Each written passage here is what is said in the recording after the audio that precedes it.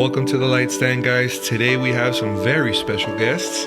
Some people, these are two of my favorite people in the entire planet because I had a big part in them existing. I was going to say I brought them into this world, but I didn't. That was their mom. So without further ado, for the first time on the Light Stand, we have my sons, Alec and Angelo. Hey guys. Hey guys. Welcome. I feel like we sound the same. Like I don't people won't be able to tell who's talking. They will. You guys can you definitely have like a different tone or a different way of speaking and everything. So how's it going, guys? Very good. Good. All right, so I want to start this off and you know what, this is just gonna be just a genuine conversation between a father and his sons. We're going to talk about everything and we're going to talk about nothing. So I want to kind of kick this off with a little icebreaker. There's a lot of old people like me that listen to this podcast. Mm-hmm. So we need you to help us parents understand some of this slang that's happening right now. So can you explain what when someone your age says a mood, someone is in a mood, what does that mean? Can you explain like when? Or you have to correct. See, I'm reading this from a website. So if it's not common slang right now, then just say, bro, that's not it. You know? I mean, it can mean multiple things. I mean, that's kind of with slang nowadays. It can mean, multiple things. Like mood, like when. Okay, so this is how I'm seeing it right now. People would like post like a video, of like, I don't know, someone cooking or someone doing something. And then they'll put like on the caption or something like mood, and then like the little what is it called? The two dots, the semicolon. Mm-hmm. Semicolon. And that like shows what they're feeling, like the mood they're in. Okay. Like, oh, I feel like cooking, or I feel like doing this. Like that's my mood. Okay. But I don't. Yeah. What about bae? What is bae? Bae is like someone you call like your other, kind of. Like if you're dating someone, like perhaps your girlfriend or something, you call her your bae. Bae. B-A-E. Mm-hmm. Mm-hmm. Old folks, it's B-A-E. Okay. If you get called basic, what does that mean? That's not really used No? that much. No, but like basically when they're when someone's like they're basic, like they're just not, I don't know. I can tell you. Like if you see a dude walking by and you're like, man, that dude's basic. Yeah. Okay, what does that mean? Define that. Like boring, I guess. Boring? Yeah. I'd say the best, I guess, boring terminology for that's boring. Okay. What does bet mean? Bet, like say less. Like Okay, what does that mean? So bet, it like means it's a different word for like okay. Okay. Yeah. So like when you're confident, okay. Yeah, like okay is like okay, like you're a little iffy about it. Mm-hmm. But bet is like you're like 100% sure about it. Okay. So if someone's like, let's play the new Call of Duty, Bet. means okay. Yeah, Like let's do it. Yeah. Yeah. Like they're 100% down. Oh, okay. Yeah. Okay. Cool. What is bestie? That's more of like a girl thing, no? Yeah, like girls use it more than guys. Okay. Because it's like more of a feminine word, kind of. Okay. Like guys use it, it's fine, but yeah, but just mostly more- girls use it. Okay.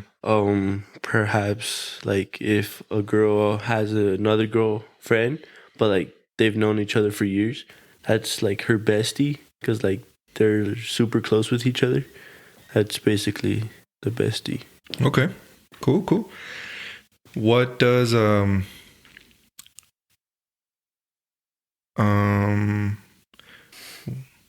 what is bruh?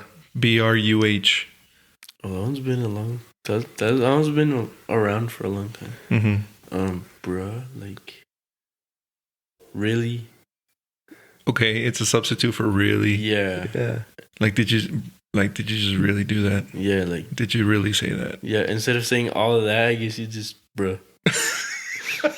I love it. You know? See, guys, this generation is all about being effective and just being concise. All that sentence is just bruh. Yeah. Okay. Yes. What does bussin? BUSSIN?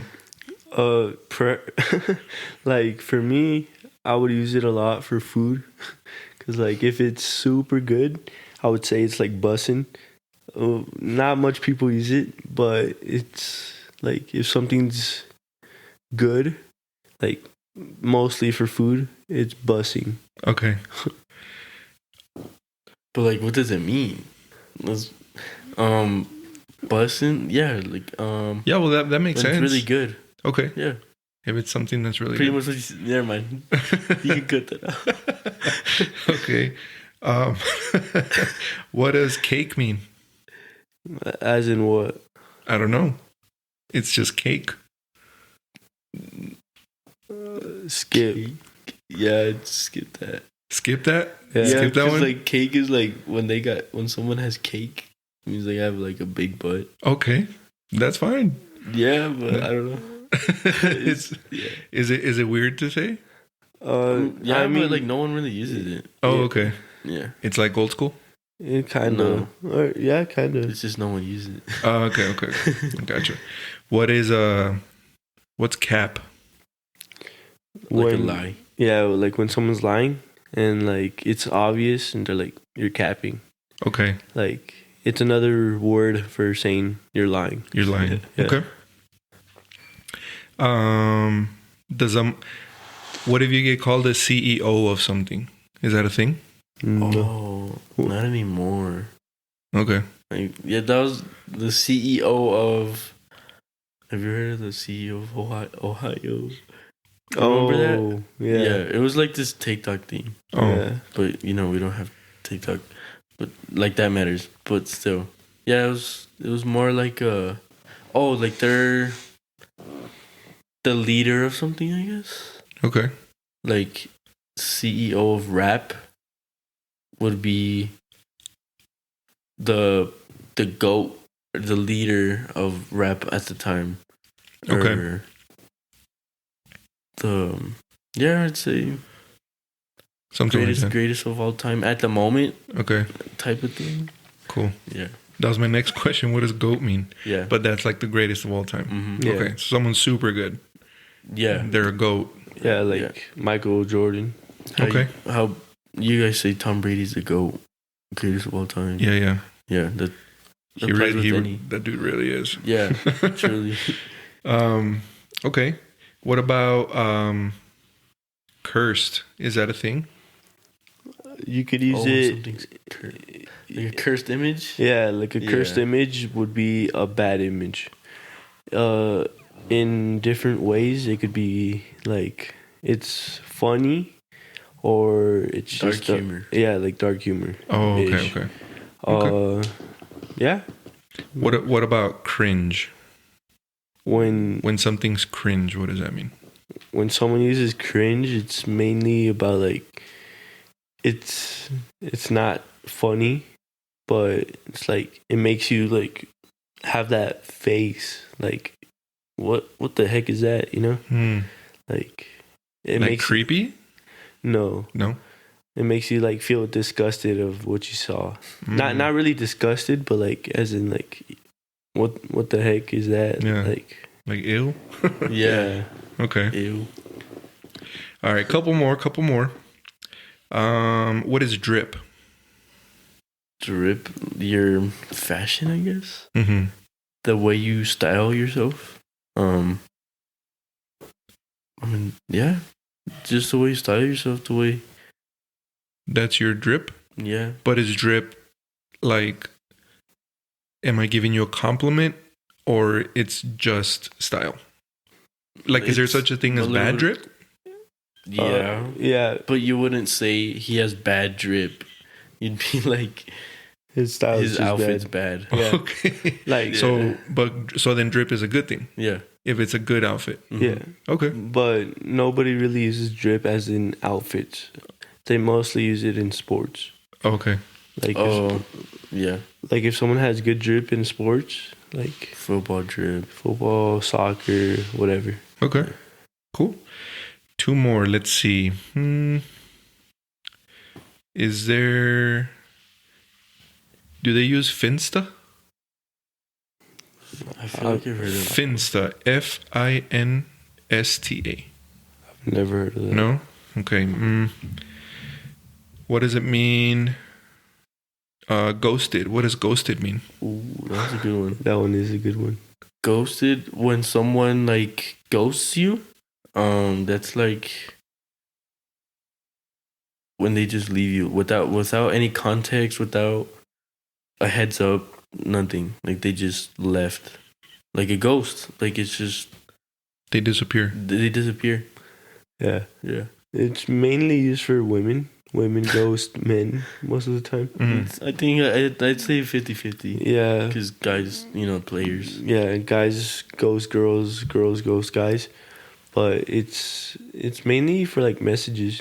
Oh, okay. Like if you're texting and like you guys been texting for a while, but like someone doesn't feel like the connection, they just leave. Like they just stop texting you forever. That's ghosted. That's ghosted. Yeah. Gotcha. Okay. Last one. Let's see. What does hits different mean? When something hits different. Yeah. When something hits different, that means like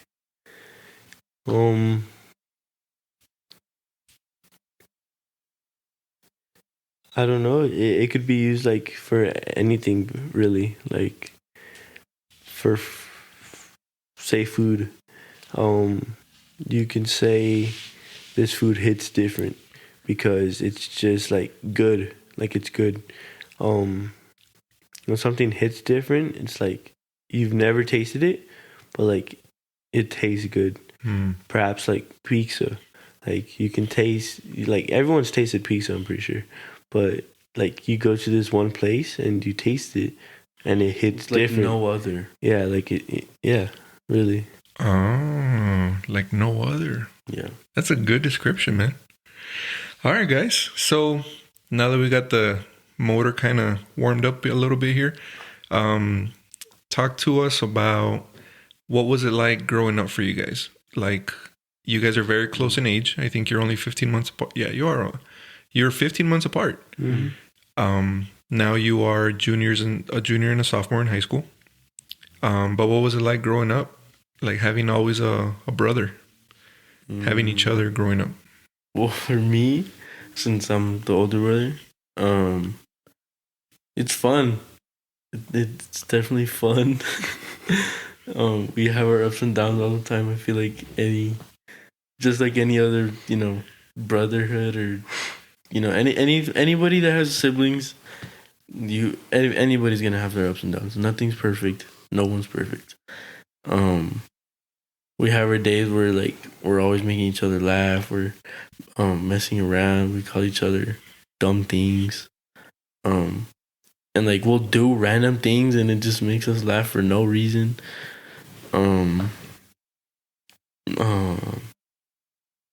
Yeah, but that's now. And then I guess what built up to it took failure. I don't know if that makes sense. Like trial and error type of thing. growing up, we fought a lot, and obviously, you as her dad, you'd know. And me as an older brother, I guess growing up, sometimes I'd be like, "Dang, when is this gonna end?" Because I hated fighting. Because the things I would do to this dude, I'd make him cry every time we fought. Like, yeah, he was always bigger than me, but like, I always made him cry, always. Whether physically, verbally, like, I'd abuse this dude. He's not lying, guys. He's not lying. I remember. And True story. I guess it just took so much of that, and so much of just life to realize, like, you know what, dude? Like, he's your freaking brother. Like, why are you treating him like this? But then he also had his parts where, you know, he'd he deserved it. pretty much. He deserved it. He was asking for it. He was asking for it. He was. He really was. You know, he had his days. He'd push my buttons, and oh my gosh, I'd get so irritated. Stop. And he wouldn't stop. But yeah, I think it just took so much of that for me to just realize, like, dude, he's your brother. Stop it. There's no point in doing this. Like, enjoy your time with him while you guys are still together. Cause like, it's been hitting me recently that I'm like, dang, like, I'm gonna move out soon, you know, and like, I'm gonna move on to my life, and you guys won't, like, I guess, you guys won't be able to protect me from the world, and you know, nobody can. But now, like, I'm gonna become a man of my own, you know. And for a little bit, I'm not gonna see Angelo for a long time when I'm used to seeing him literally every single day. So yeah, I mean, that's just from an older brother perspective. I don't know how Angelo sees it. Okay, so from the little brother's perspective, growing up with Alex always been like a roller coaster. We start from the bottom. We have our little rising point and then our finish point. But it's like, I don't know. I feel like just God had his little part on everything, because I don't know what I would do with like another brother, because me and my brother, we just connect like so well. Like, we have that, like, I don't know, we have that connection with each other. If I have to tell him something, I always tell him. If it's problems I'm going through, girls, I know I can trust my brother. But as he was saying, yeah, it was just pretty funny fighting all the time. It was painful. I would always run away because I was always scared, but I would start him all the time. Cause I don't know, I was just like bored, so I would just open his door and just start like messing with him, and he would tell me to get out of his room, and I would just stand there and stare at him, and he's like, leave. I'm like, no. And then like I would like punch him, and I would run, and then he would start chasing me, and we would just be running around, and my parents would be gone because they had like I remember they were in a business, and they would always go on Thursdays, and I don't know why. I thought it was like my chance to shine, so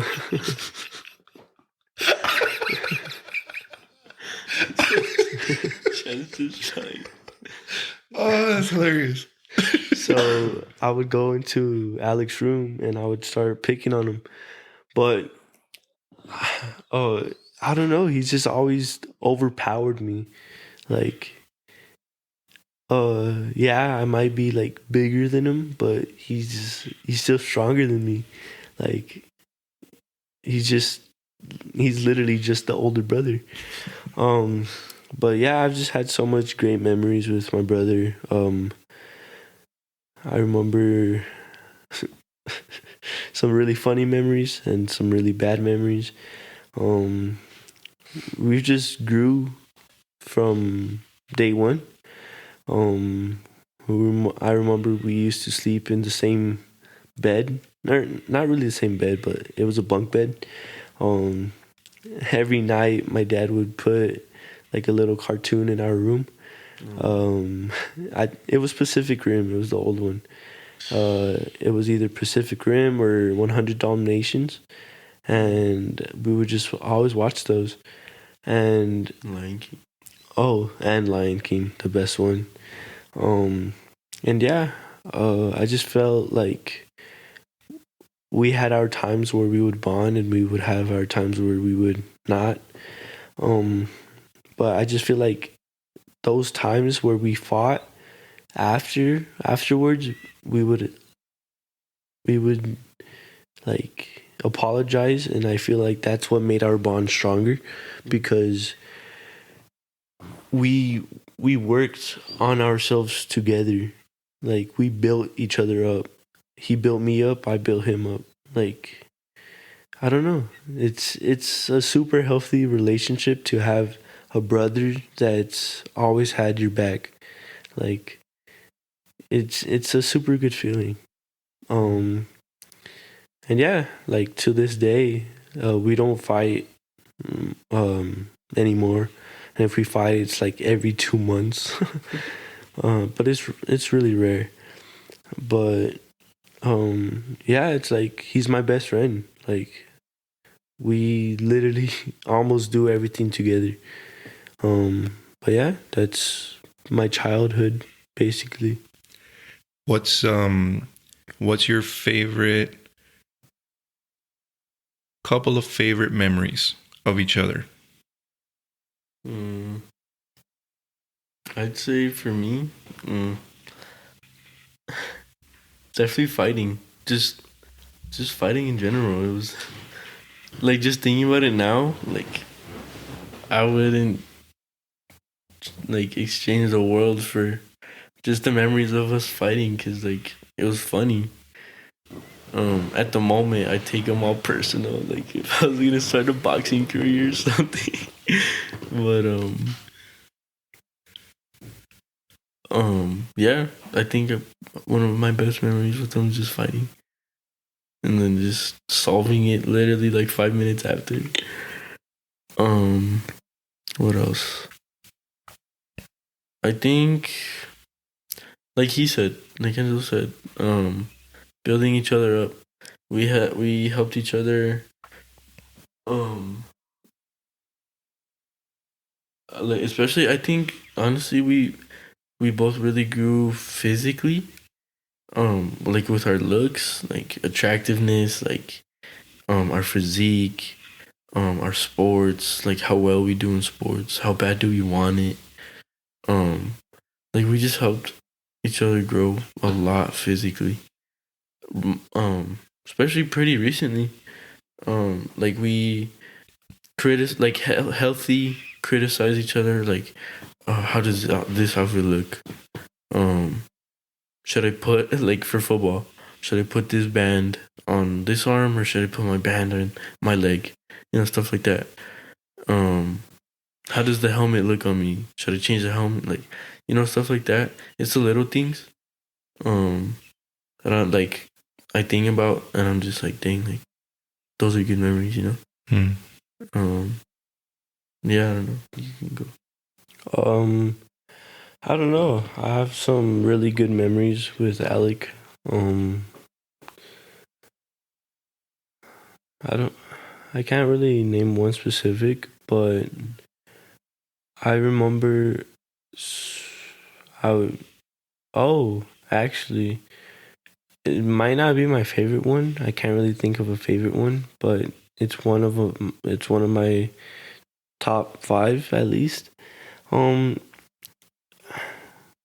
we we always like Alec and I never really had a worry from where we had to be, like whether it was having us like a roof over our head, cause just you like as a dad, you did everything you could for us. Um, you just worked super hard to provide, and um it was when we were all living with abuela, um the we would play, I think it was Dragon Ball, and or it was some fighting game, but I remember me and Alec like right next to each other and we had to like swing the little weed thing, and we were just like jumping in the air and swinging it, and I think that was a super good memory. But but um Can I add to that real quick? yeah. The Wii. Oh, it wasn't Dragon Ball. It was a boxing game. It was that Wii Sports. It was a boxing game, and I was really good at it. I guess I think if I remember correctly, the ring had like it was a pit. It was just a ring, and then everything around it was black, and it was just you'd fall. So every time I'd punch this dude out of the ring, he'd start punching me with the Wii controller. Boom, boom, stop. Yeah, I don't know. Sorry, that was definitely That's good. It's funny. Yeah, I've always been a competitive guy. yeah. But yeah, another favorite my bad. Another favorite memory is my I mean it's a whole memory where it's still like I still use it to this day, which is football. Um I've been playing football since I have no idea how long, but I've been playing football at least literally almost my whole life. Um, and I don't know. It makes me happy to think that you did everything you could to make me happy for me to play football. Cause like I would be like, can I go to like to a city league team, and you would look for one like everywhere, and you would find one and you would put me in it, and yeah, I might have not liked it at first, but then you helped me to the point where I wasn't unathletic. I'm speaking for kids out there that are my age, that they, I mean, no offense, but they just don't do anything. They go to school, they leave school, and they just go home, eat, sleep, and repeat. It's like that's not really the life I want to live. Uh, being lazy is like I know we all have our own lazy points at one time, at one point in our lives, but it's like you have to just realize that it's not gonna last you if you're lazy, because people that are lazy, they don't end up having the lives they want. But people that strive for greatness and people that work hard for their stuff, they get the things they want because they're not lazy and they're overachieving. And that's the thing that you've taught both Alec and I, since we were little. Like I remember we both wanted PlayStations, because we would always share. And you're like, okay, work for it. I'll buy you the candy. You just have to sell them. And we're like, okay. It took me like 6 months, 8 months, because I was super like I would lack it. But then there was just one day I was like, man, I hate sharing with Alec. so so I was like, man, just let's do this. And yeah, I went door to door selling. Yes, there was some grown adults that were mean to me when I was barely like 10. Um, um, but yeah, you taught us that like dedication, that self Being like self-reliant. yeah, like you showed us how to grow. And I don't know. I feel like we would be our COVID year still if you wouldn't have taught us any of that. Like COVID year was so bad. Like we were locked in our room 24/7 just playing. Um but yeah, Alec, he's also helped me grow for football. He hasn't played football as long as I have. But when he would, I remember me and him were like he would help me get better and I would help him get better. And now we both play same team and we both are good at what we do because we started little. And it kind of took us a long time to like get that enthusiasm.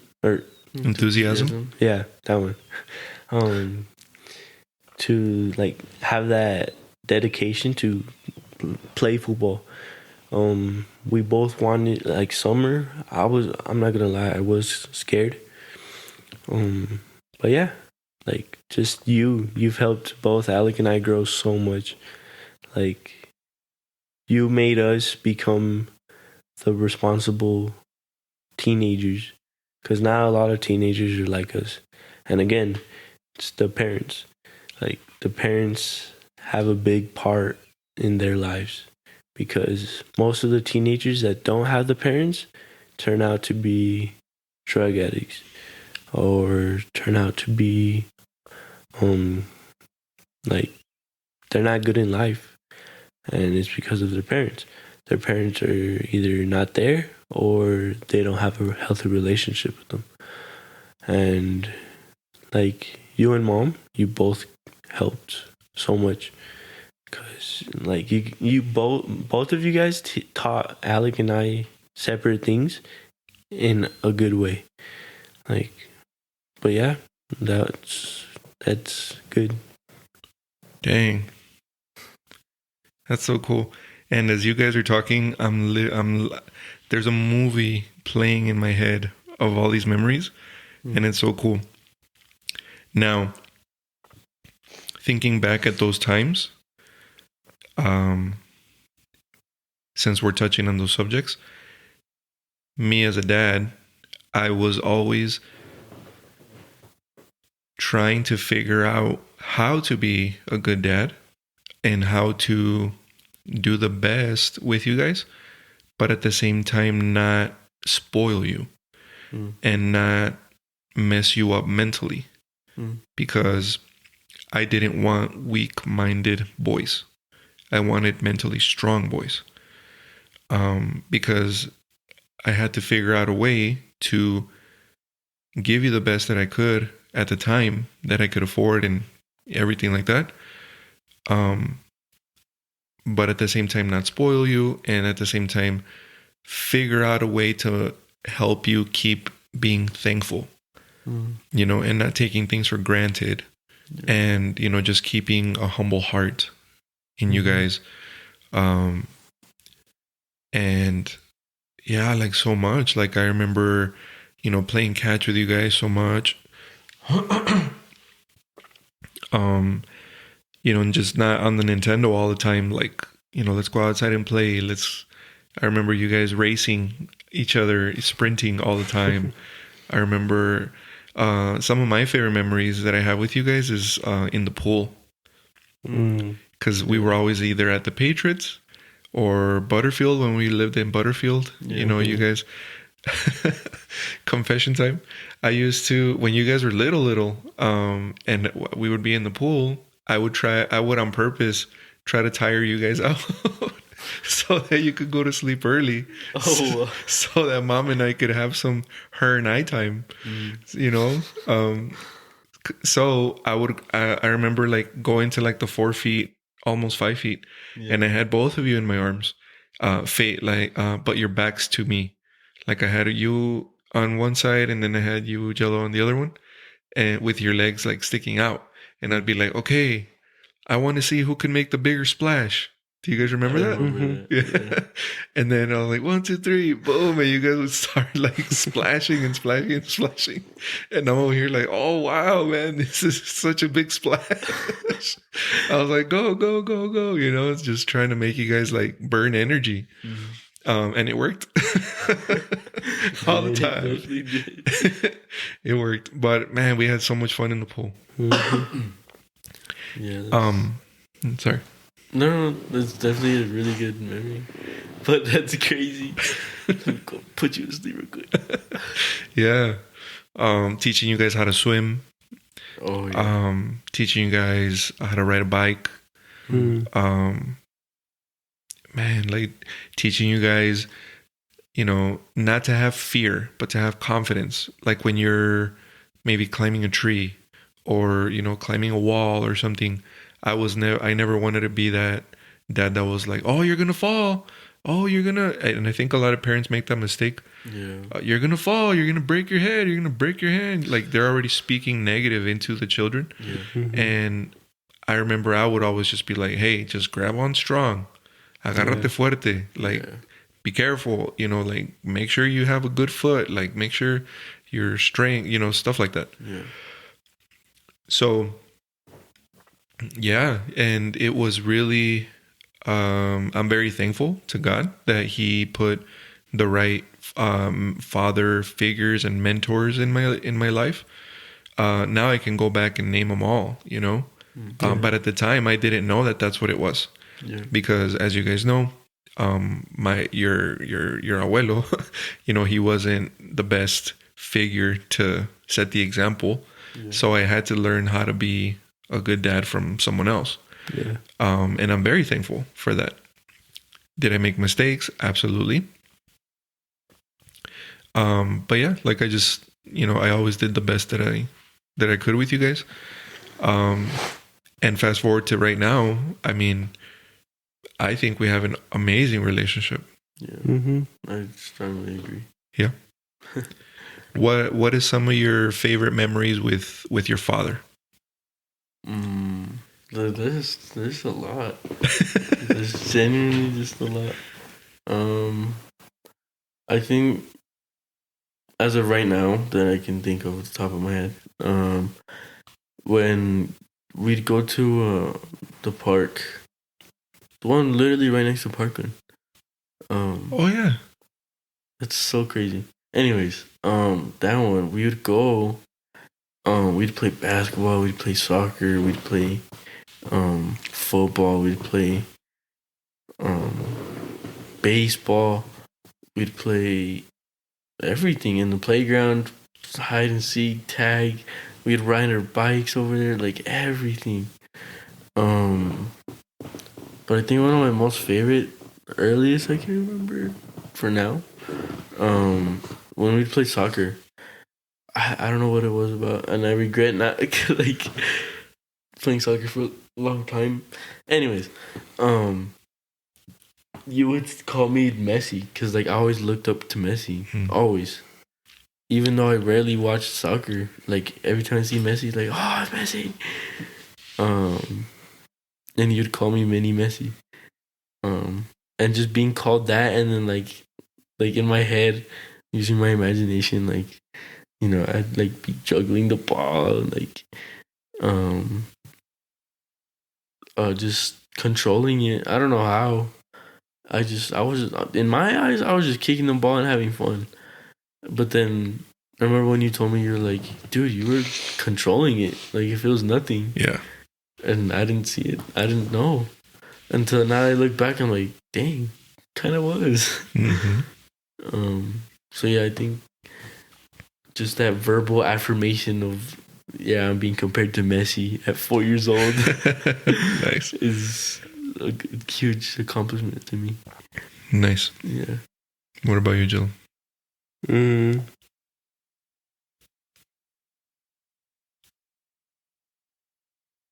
don't know. I'm gonna say 2, but I don't know when the first time I grabbed a football, but I don't know. That's the only sport that I've stuck to. You've made Alec and I try so much sports: karate, basketball, football, what else? Boxing. Baseball, boxing, and other sports too. But it's just, you wanted us to be active, and I thank you for that, because I don't know, like you gave us that fuel, and if it didn't start early, I don't know what I would be doing right now. But yeah, the sports, and my second one is when I had my surgery. I was, I felt like I was gonna die. um, but those times really just makes me think, like, dang, my parents really do care for me. Cause like, I know a lot of kids might not think, oh yeah, my parents or whatever. They don't see it, and then when they're like, their parents care for them, because that's literally like, that's their creation basically. But yeah, when I got my surgery, I remember it like perfectly. I woke up, I was so excited that morning, but then I couldn't move out of my bed, and I felt like I had to throw up, but I couldn't get out of my bed. So I like fell out of my bed, and I called mom, and the restroom was right next to my room. So I just went to the restroom and started throwing up, but I had nothing in my system. So I was just gagging, and then I was crying because it hurt. And then mom came in with the trash bag, and she's like, "Come on, we have to go to the ER." And I was like, "Okay." No, I was like, "No, I don't want to. I can't get up. What happens if I throw up?" And then we get in the car. I knock out, and then I wake up, and then we're at the ER, and it all comes to me again, and I feel terrible. And then I couldn't keep my balance. Like, I was just terrible. And then that was early in the morning, around like 9ish, 10ish. And then we were waiting. No, actually, I think we just got there and we told them what was up, and they're like, "Okay, we'll go get it checked." We waited for a doctor for like hours, and they finally came, gave me some liquid medicine. They injected it in my left forearm, and it didn't really hurt, but I remember I was 12, and I don't know, it felt weird. And I remember, since it was fluid, it was basically like drinking water. I had to go to the restroom so much because it just was washing it all out. I left the ER around 8ish, and I remember you were there with me. I forgot where mom went. I think she went back home. But I don't know. Just seeing you care that much really made me happy. because it was just like, dang, like nobody can care more for me than my parents. Like, you guys care so much for us, and it's truly like a blessing to have good parents. Because I honestly don't know. Like, if I had a different, I can't see myself with different parents.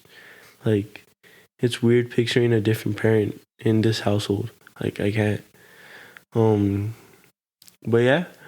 Because from that emergency room, the ambulance came for you because they had already determined that it was your appendix and it was going to burst. Mm-hmm. And it was a big old ambulance that came.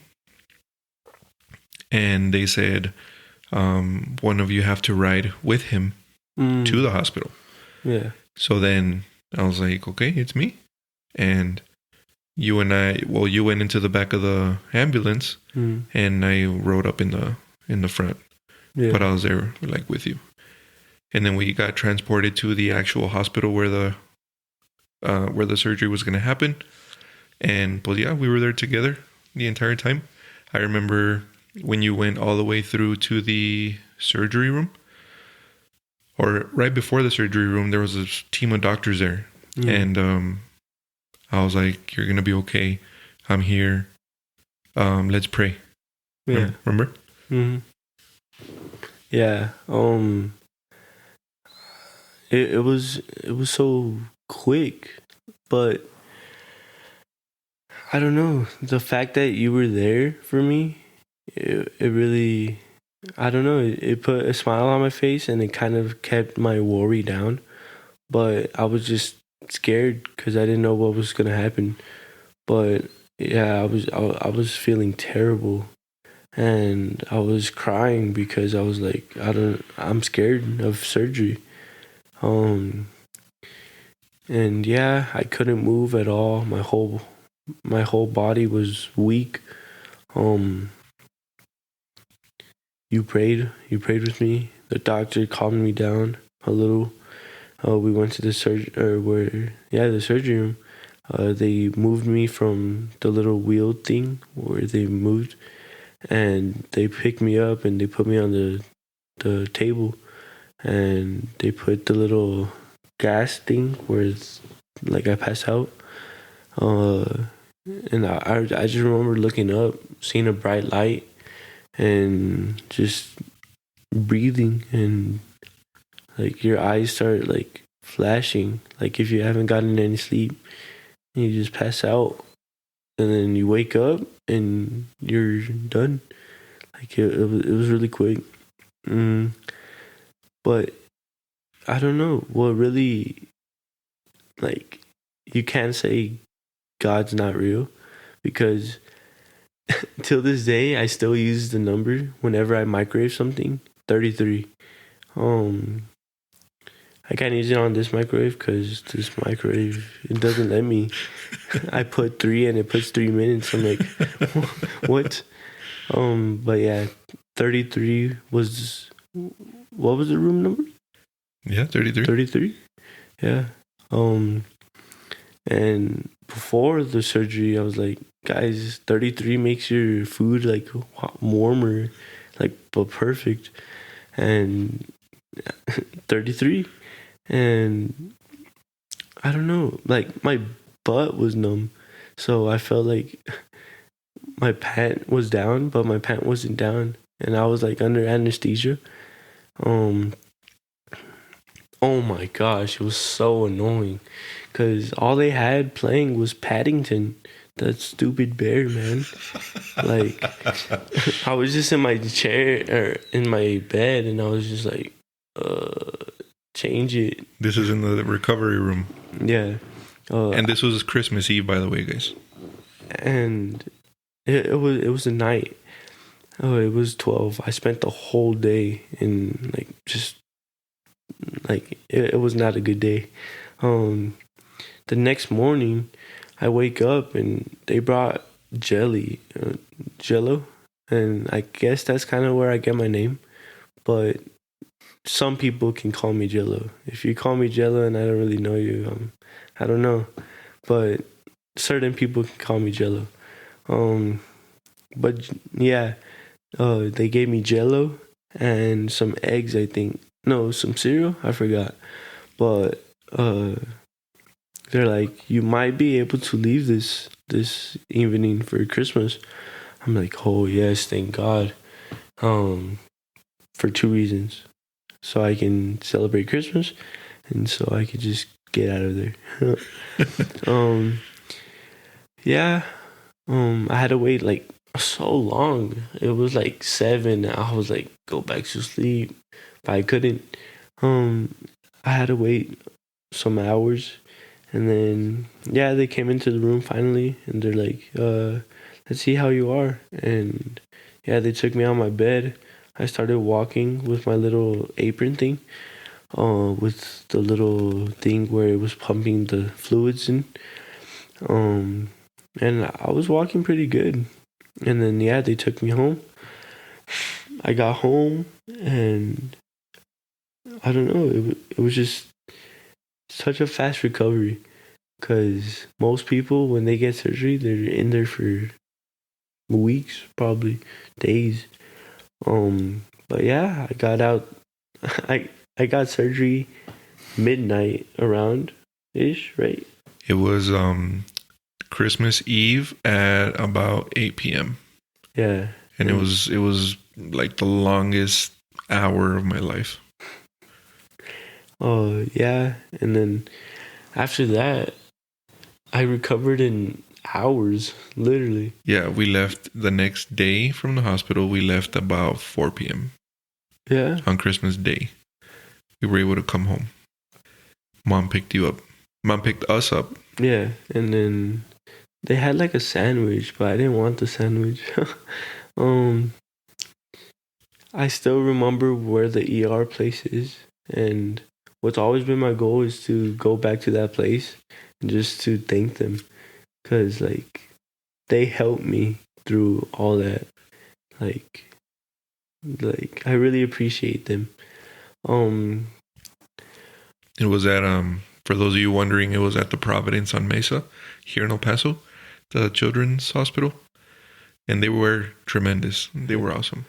And it was a super long night, man, because it was like every 45 minutes another nurse came in to check on you and to change this and to beep and to... Yeah.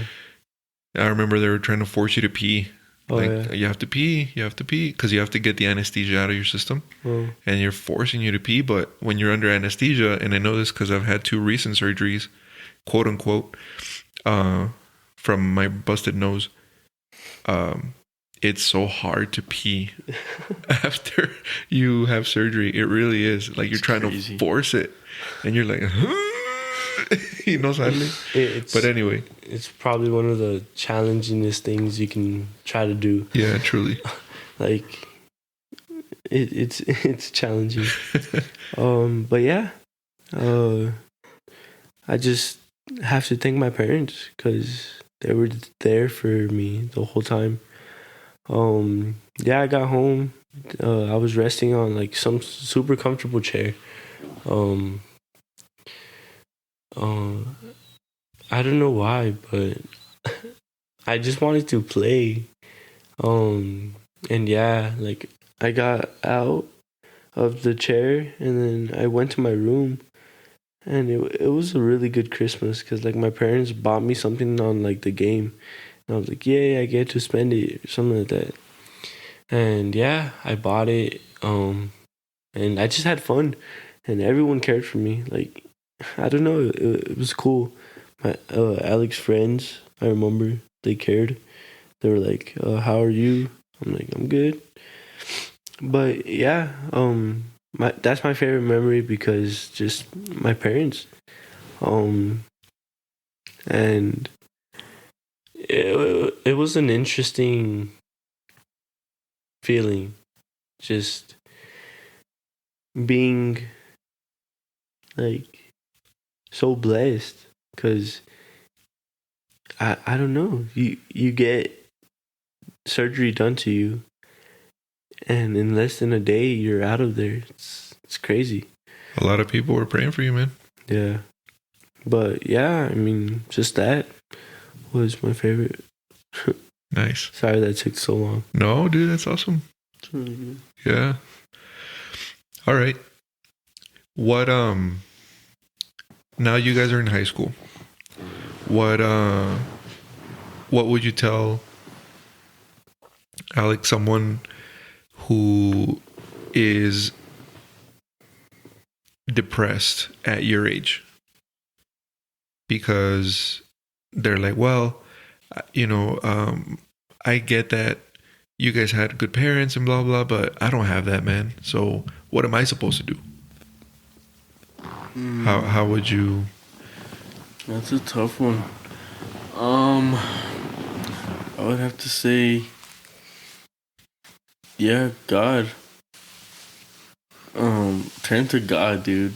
Like, and like as cliche as that sounds, like it's simply the truth.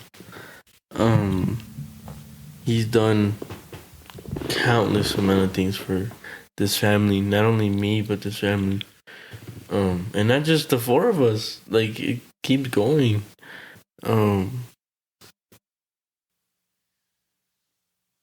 Like, let's just say, you're having horrible thoughts. Thoughts that you shouldn't be having. And like I kind of know what it's like to not be depressed, just to be so down to the point where you're just like, yeah, no, I don't want to do this anymore. But turn to God, because I mean, back to 2020 year, there was so much that happened to me. My dad, Angelo, my mom, my family, my friends, like there's so much that happened. Good and bad. Like somewhat at the beginning of 2020, I found out my mom gets cancer for the second time. And when you told me the information in their bedroom, in your guys' bedroom, I was just shook. Like, what? I didn't know how to react. I didn't cry. I don't think I even showed emotion. I was just like, oh, and I just started thinking like, why me? Why my mom? Why this family? Just stuff like that. And I'm just like, dude, like, what did I do? Did I do anything? Like, that, I guess, like, did I spit in God's face so badly to the point where he was like, yeah, I'm gonna give your mom cancer? And it's not like if he did that, right? I mean, nothing happens without God's pass, but it was a test. And I guess for those who are going through, depression, what if God's testing you? Faith has to, play a huge role in where you're at in life. Sometimes God allows you to hit a bottom. Yeah. Because that's the only way you'll look up. Mm-hmm. Yeah, exactly. Like you've turned to everything. You tried smoking, you tried alcohol, you tried self-harm, you tried any escape other than God. Girls, having yeah. sex. Yeah. Literally everything. You tried it all. And you're like, what do I do now? And then something just tells you like, look God, up. Bro, look up. Let's see what happens. You've looked everywhere. Like, holy moly, what is this? And that's kind of what happened with me. When we chose to go to church one last time. Forgot why. And I remember when the whole thing happened.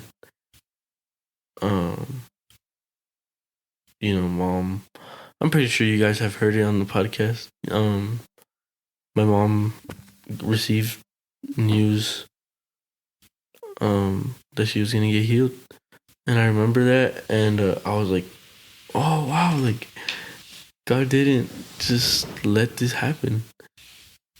And then when you were like, I'm gonna try to sing, I was like, what? Well, first it was a guitar, and then it switched to singing because God put you there.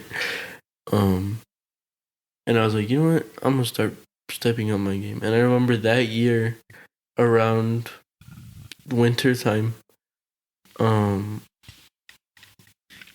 don't know. I've always been like this, but I'd always wake up so early. Always, still up to this day, I wake up so early. Because my body's just used to it. And for I don't remember exactly how long, but I'd wake up sometimes earlier than my dad, and I'd be motivated to read the Bible.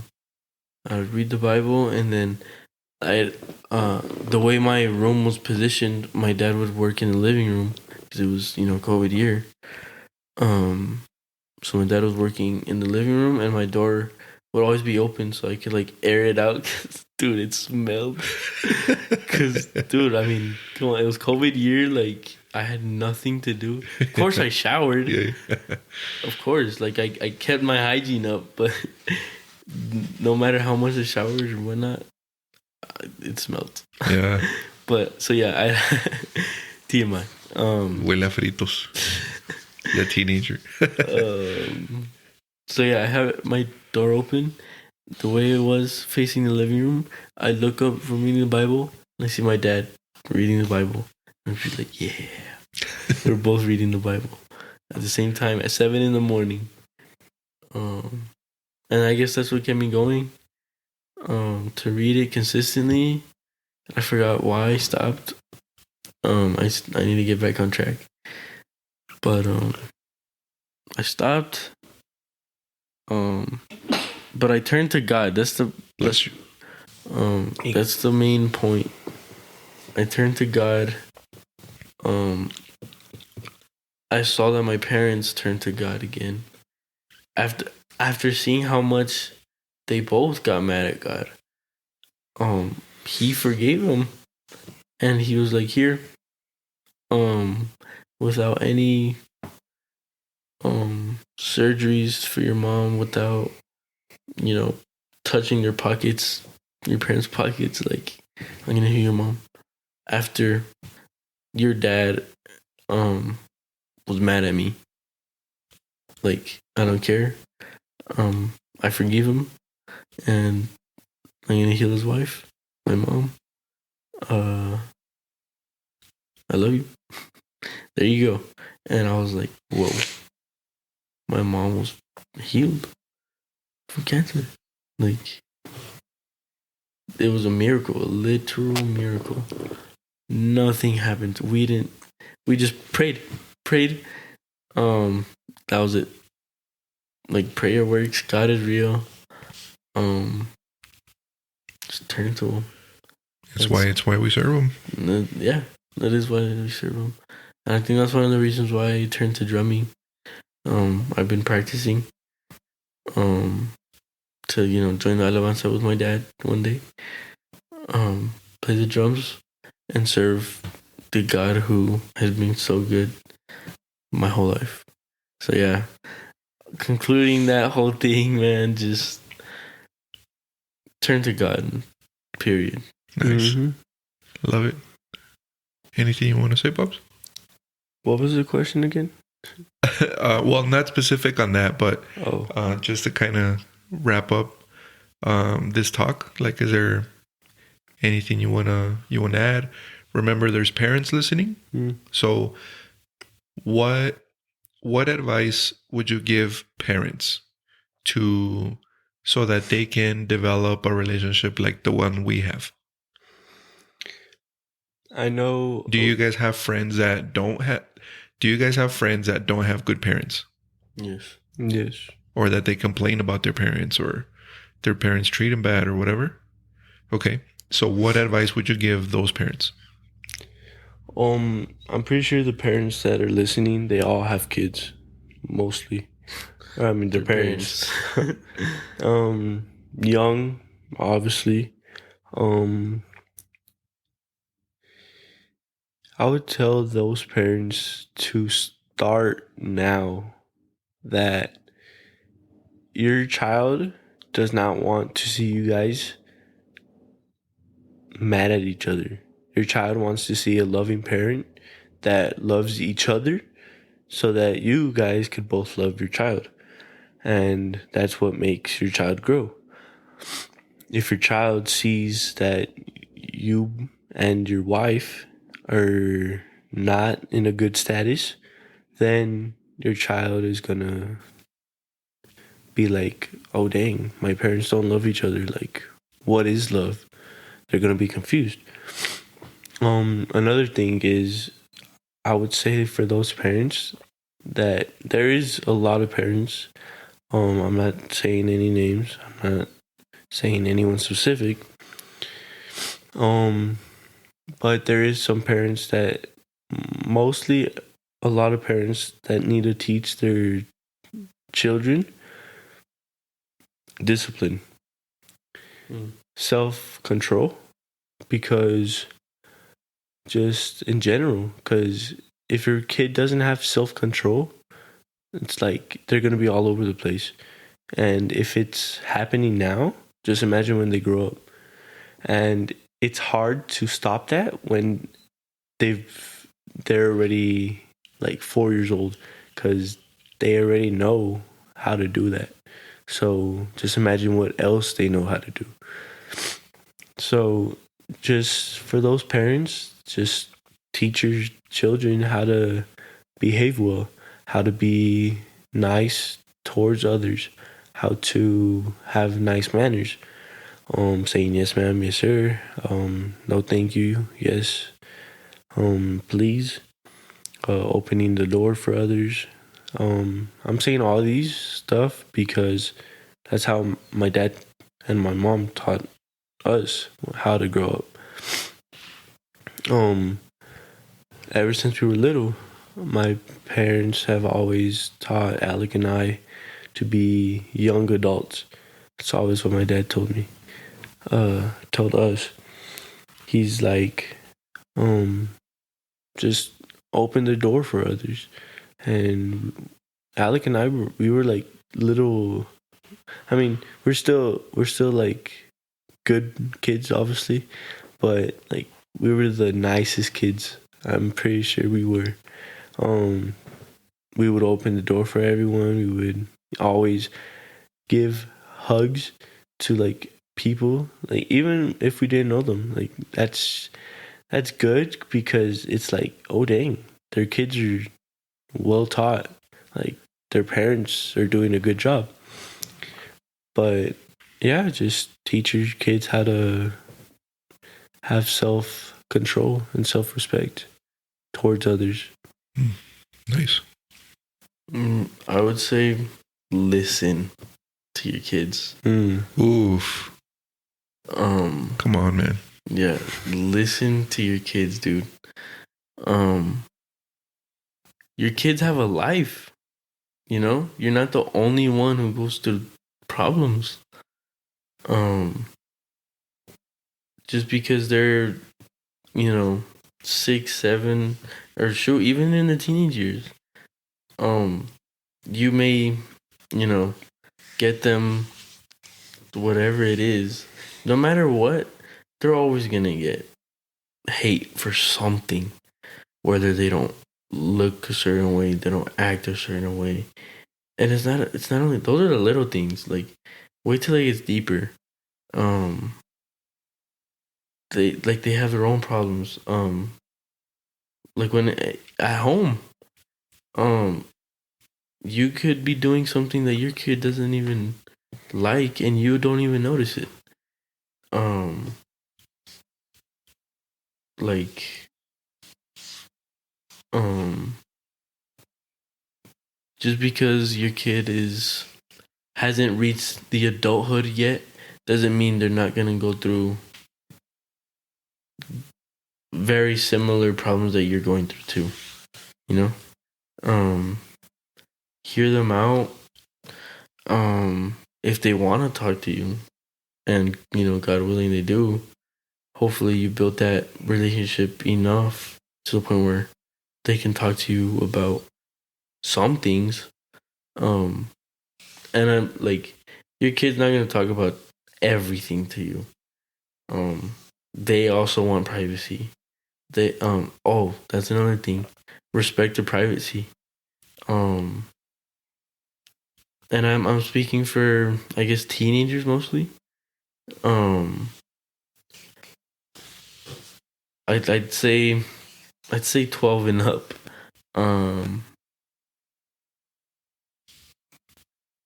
Respect your child's privacy no matter what, because they could feel uncomfortable, shoot, even in their underwear. Like it's the little things, like knock on their door whenever their door's closed. Whenever you guys do open the door, when you guys leave the room, close it, not just half close it and leave it there, and then like if like the door wasn't closed before, like it's the little things that you guys may not see, like, oh, it's a huge problem. And then I'm not saying it is a huge problem because you didn't close the door, but it's the little things that show that you care. It's the little things that I got you. It's the little things that show that, like, you care for your kid. Yeah, it's like those little things that build that relationship with your kid. Yeah, like they see that, oh, he's making an effort to close the door. Like those little things are like, oh dang, like they're like respecting it. Yeah, like that builds with your child. Yeah, respect your kid too. With whatever decisions they make, whatever, don't try to. I see this. Oh my gosh. And so many parents like to compare their kids.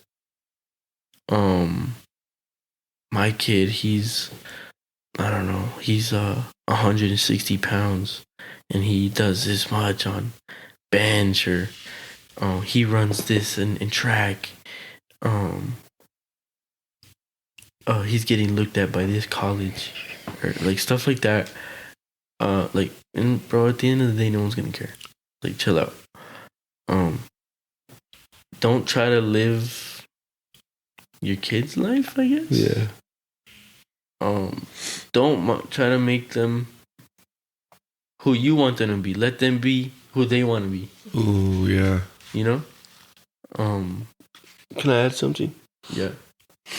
I realize this also a lot in a teenager's life, mostly, and it starts young too. Most parents force their kids to be in a sport. Yep. Like, yeah, I don't mind if a parent were to let their kid try the sport, see if they like it. But if the kid doesn't like it, they don't like it.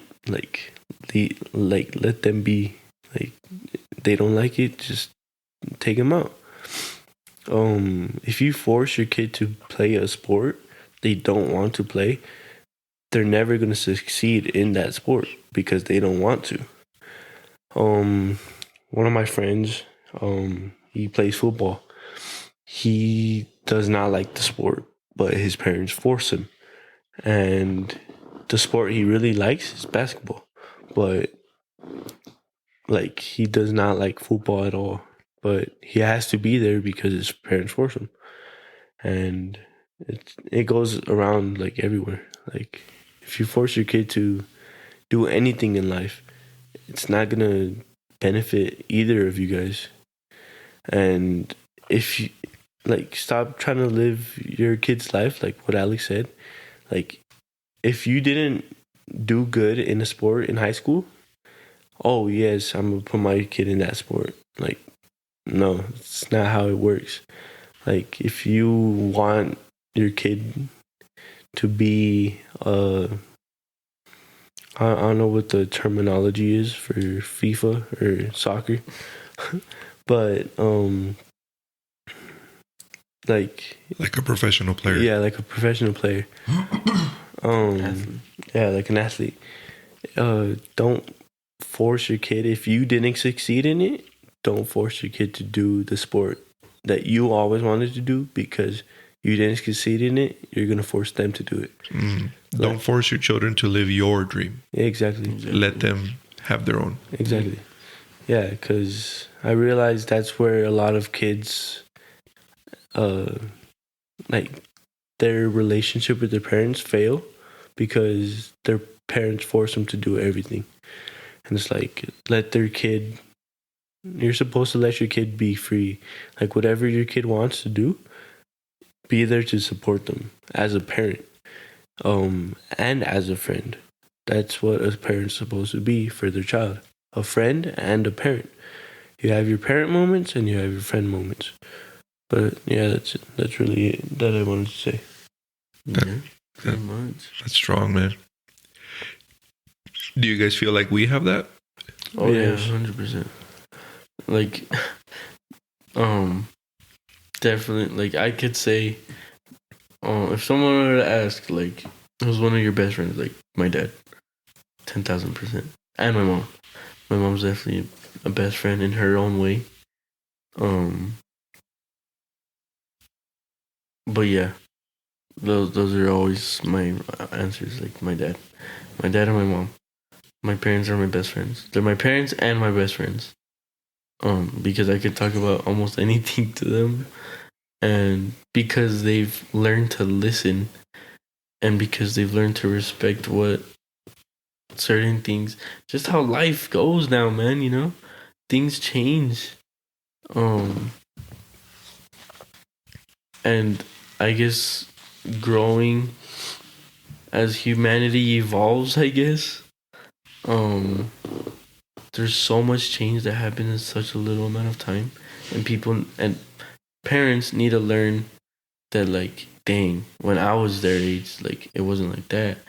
But you gotta learn how it is with them now, because things change, dude, always. So just kind of learn how to break that image your child's trying to display, and let them be themselves, and or especially around you, let them be themselves around you. At least that, like, build that relationship with them. Love it. So yeah. Love it. Any closing remarks?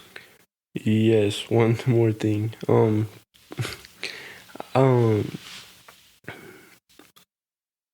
Like I know this has happened to me personally. Kids have stressful days at school. Like when they get in the car, and yeah, they might have a little attitude, because that was me. If they don't want to talk, don't force it, because that really is just like, it's pushing it. Because if they don't want to talk, they're gonna give an attitude back, and then if you react this different way, they're gonna be like, bro, like, I don't want to talk, leave me alone. And it takes work. Ask, be like, do you want to talk, do you not? And that's what you guys do, and I appreciate it. Because you guys give that space. You're not all pushy about it. And if they don't want to talk, don't force it. Don't keep asking, because that just makes them more mad. And yeah, I mean, just give your children space. Because if you don't give them space and you just keep pushing them, it's not going to go well for both of you. You're going to mess some things up. And yes, they can be fixed, but it's going to take time, because just don't rush it. Just avoid it, dude. yeah. Why go through all that when you could just avoid it? Yeah, like just be patient with your kid, and like if your kid's going through a bad day, ask them. And again, if they don't want to talk, just let them be, because they don't want to talk. And after a long day, I'm pretty sure parents feel like this too. They're like, I just want to have me time. And after that, like if they want to talk. But for the meantime, if they don't, just let them be. And if they open up, I mean, that's good. But other than that, just don't force it upon them. But yeah, that's really it. Nice. Good job, man. That's it. That's it? Nice. Well, there you have it, guys. And by the way, none of this was planned. We didn't prepare questions beforehand. I did not give these guys bullet points. Make sure you say this and make sure you phrase it this way. What you heard was raw, right? Mm-hmm. We didn't prepare. I literally they came home from school and I was like, hey, do you guys want to record a podcast? True. And so, because I feel that this could help parents out there, you know, I am very proud of you guys, who you are, the young men that you're becoming. I know that certainly we've had our ups and downs. I know right now we're touching a lot about like what's good and stuff, but man, if you're listening, we've been through some ugly parts. There's been a lot of discipline. There's been some spankings that, oh my gosh, you know, I really didn't want to give. I mean, there's been a lot. But if you guys enjoyed this, let us know. If you guys have specific questions for Alec and Angelo that you guys would want like a part 2 on, we are super down and super open for it. That'd be very interesting, actually. That'd be a very interesting dynamic. But let us know if this blessed you, if this helped you a little bit. We pray for you guys. We pray that, we constantly pray over broken relationships between parents, fathers and sons a lot. I know there's something that's called a father wound out there that's very real and very prominent. And in my opinion, it's one of the many reasons, not the only, but one of the many reasons that Fifth M is full of, shout out to Fifth M. It's full of teenagers being crazy and just making really bad decisions. I'm a believer that there's not really bad kids. There's more bad parenting or lack of. But either way, thank you guys for listening. Stay tuned for the next one. We love y'all. Have a great night or day or whatever. Enjoy. Have a good one. Bye. Bye.